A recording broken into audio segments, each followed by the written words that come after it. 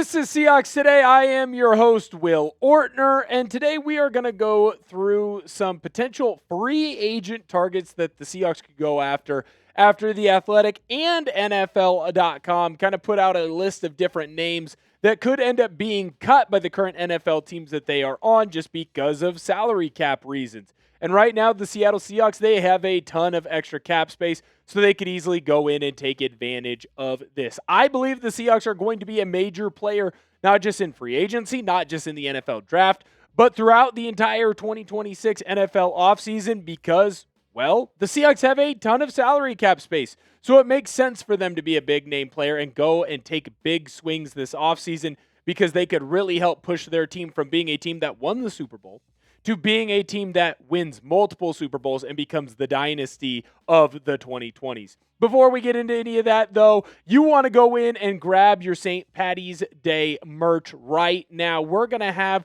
the link in the comment section and description of today's video. But look at how sweet that design is. You want to join the Seattle drinking team. It was just established right now. You can be a founding member. The t-shirt is so freaking cool. We got the green and we've got the black, blue, navy type deal there. It's only $29.99 right now. You can go grab yourself one. Like I said, we are going to have the link in the comment section and description of today's video.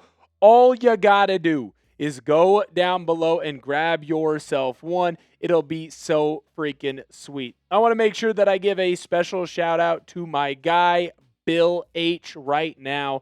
The dude is an absolute legend. He is a star, and he is the very first drinking team member for the Seahawks Today crew. Shout out to Bill H. You want to get a shout out just like my guy Bill H? Well, you go buy one of those drinking team shirts and we'll make sure that we get you on a video.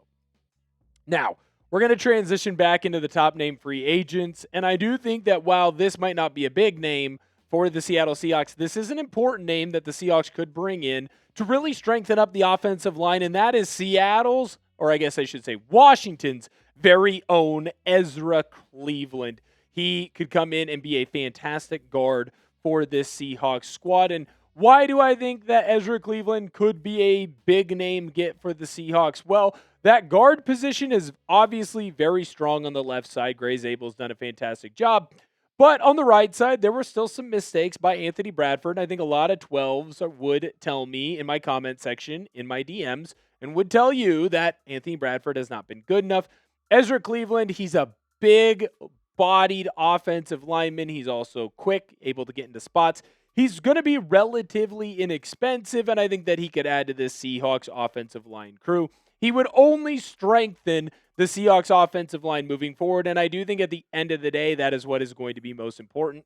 Plus, you're grabbing a kid who was originally at Bethel, and you're bringing him back home, and I do think, of course, that is pretty freaking cool. Whenever the Seahawks can sign a local kid, I always get a little bit extra excited about that. The next big name free agent that I want to talk about, I think, is a little bit of an interesting target that the Seahawks could definitely join in on, and that is Jaylon Johnson, the cornerback for the Chicago Bears. Now, he's someone who's been around the block a little bit, but I do think that he could add to this Seahawks crew in a way that not a lot of people are really talking about yet. What is the way that he could add to this Seahawks team? Well, I'll let you know in just a minute, but not before I tell you to join the Noti gang here on Seahawks Today. You want to make sure that you never miss another Seahawks news video. We had breaking news over the weekend when the Seahawks signed offensive coordinator Brian Fleury, and I put out a video. If you don't want to be left behind, you put on your notifications, you hit that bell, you set it to all. You will be alerted the minute we have a video, and you'll never miss any breaking news surrounding the Seattle Seahawks. So make sure that you go and ring that bell today. When we're looking at Johnson in the 2025 season, obviously not as strong of a year for him as you may have previously expected or previously wanted from someone of Jaylon Johnson's stature, but you also have to remember that he was going through a lot of different injury concerns and wasn't able to play to the maximum amount that you would have expected from Johnson. Now, when you look at the last 4 years for Johnson, obviously there is a reason why he is still one of the better cornerbacks in the National Football League. He's able to create a bunch of turnovers, not afraid to make a bunch of tackles, and he's the type of player that can instantly add into the this defense and help age up some of the younger defensive backs, especially if the Seahawks go in and draft a younger cornerback as well. What I think Johnson can really do is show and teach the future Seahawks defenders and the rest of the Seahawks crew how to be a pro. There's a lot of really young cornerbacks and defensive backs that have had a lot of success in Seattle, and they leaned on guys like Shaquille Griffin and Quandre Diggs last year in that defensive back room to kind of be a pro's pro. Johnson can take on that role while still playing.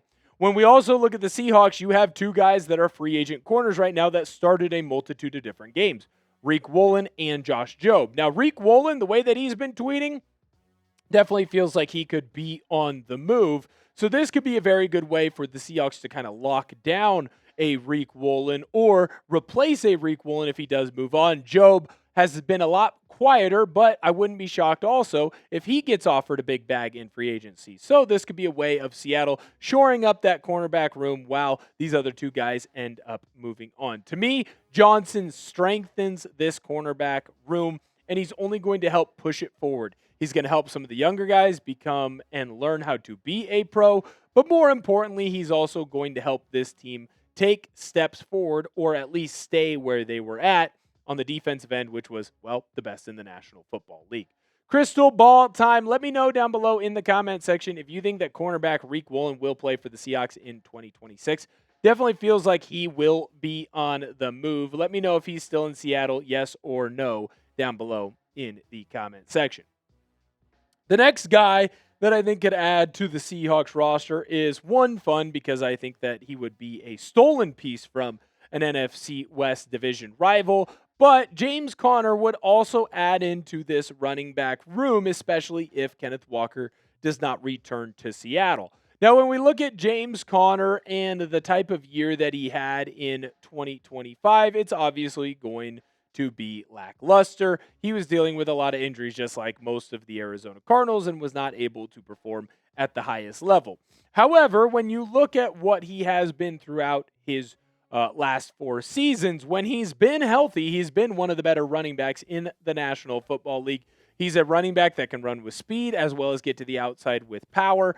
Obviously, in 23 and 24, when he was healthy, he was performing at a very good clip. I think what Conner can do is add into that Zach Charbonnet role, and if Kenneth Walker does move on, well, now you've kind of got someone who's a little bit of a mixture of both, and George Holani can take into that Kenneth Walker role as well, if that's the way the Seahawks want to go. James Conner is going to be a little bit bigger. He's going to be a little bit more physical, and he can add into that low red zone and those short yardage runs. This is even an option for the Seahawks if they don't believe that Zach Charbonnet is on a good enough pace, and they still sign Kenneth Walker. To me, though, I think right now it feels like it's going to be 50-50, maybe 60-40, that Kenneth Walker ends up re-signing in Seattle. Well, if he does not end up re-signing with the Seattle Seahawks, James Conner would be an easy guy to go and grab, plug him into this offense. I think he would excel in the long outside zone scheme, and I think you'd see a lot of success from this crew. Second player that I want to talk about in my top free agents, of course, is Michael Pittman Jr. Now, it does feel like the Colts are stuck between a rock and a hard place with Pittman Jr. and with Alec Pierce. Those are two big-name wide receivers that have had success in Indianapolis, but it does seem very clear to me that could potentially be on the move because it doesn't seem like they are going to be able to hold on to both of those players. When you look at the last year for Pittman, while the yardage number might be a bit lower, it is important to note that, well, that touchdown number is still at a very high clip.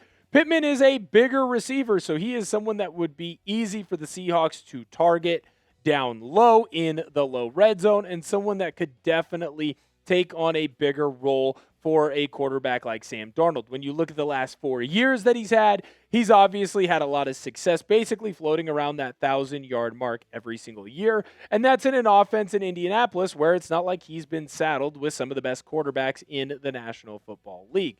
When you look at the different quarterbacks that he has had over there, you're looking at Anthony Richardson, you're looking at Daniel Jones, you're looking at Phillip freaking Rivers, right? So it's not like Pittman has been saddled with a lot of star quarterbacks. He would be saddled with a star quarterback in Seattle, and he could add in to that Jake Bobo role where it's a bigger, stronger, more physical receiver that the Seahawks target in the low red zone, but he'd actually be an even better version of that. I think that Pittman would greatly benefit from being in this offense, and I do believe that he would explode in this offense. You'd now have the yin to Jackson Smith and Jigba's yang, and what do I mean by that? I, of course, mean that Jackson Smith and Jigba is going to be the smaller receiver. He's going to be faster. He's going to be the route artist, where Pittman can be more of the big, physical, daunting wide receiver.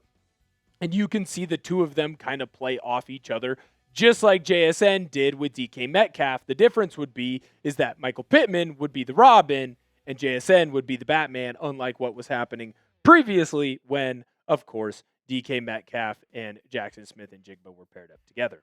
The last guy that could potentially be a big name free agent that the Seahawks, of course, could go after and get would be Alvin Kamara. Now, to me, this is a bold move by the Seahawks, but this is the type of player in Kamara that could easily add into that Kenneth Walker role because they run a similar style. They are both really good out of the backfield, running the football, finding open lanes, but more importantly, catching the ball out of the backfield.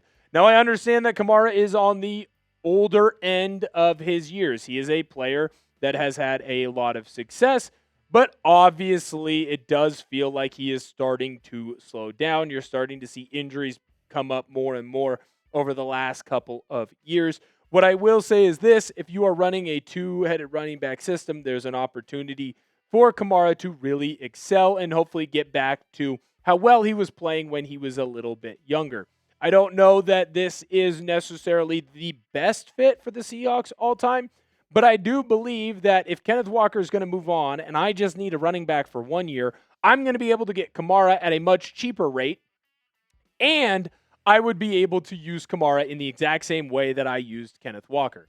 I believe that Kamara would be a very good fit in this offense for the Seahawks. There is a hope that you would be turning on a little bit of the fountain of youth, although that doesn't necessarily happen at running back as often as it happens in other positions. It is important to note that while it is a little bit apples to oranges, DeMarcus Lawrence, you turn the fountain of youth on for him, and you saw one of the better years that a Seahawk has had in quite some time.